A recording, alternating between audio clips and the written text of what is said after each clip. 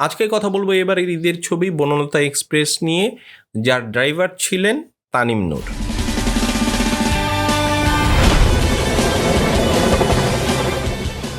Banalata express সিনেমাটার বৈশিষ্ট্য হচ্ছে এখানে কোনো প্রধান চরিত্র নাই, এখানে অনেক চরিত্র, সকলেই প্রধান। আবার একইভাবে গল্পের যে মেইন কনফ্লিক্টটা সেটাও এখানে পরিষ্কার না। ধরে নিতে পারেন যে ট্রেনটা এখানকার মেইন ক্যারেক্টার, আর জার্নিটা হলো প্লট, আর যাত্রীরা সব সাবপ্লট। পুরো গল্পটা ট্রেনের ভেতরেই একটা রাতের গল্প। আবার এটাকে আপনারা চেম্বার ড্রামা বলবেন এমনও বলতে পারবেন না। এত এত চরিত্র আর সাবপ্লটের কারণে বড় এটাকে আপনারা সোশ্যাল পলিটিক্যাল ড্রামা বলতে পারেন, যেখানে কমেডি টোনটাই ছিল প্রধান। আপনি যদি আপনার পরিবারের সবাইকে নিয়ে একটি মজার ফ্যামিলি ড্রামা দেখতে চান, যেখানে আপনি প্রতিটি মুহূর্ত এনজয় করবেন, তাহলে আর দেরি না করে এখনই বনলতা এক্সপ্রেস ট্রেনে উঠে পড়েন। 100% খাঁটি বাংলা সিনেমার সাথে আপনার যাত্রা শুরু করেন। আপনার যাত্রা শুভ হোক এই কামনায়।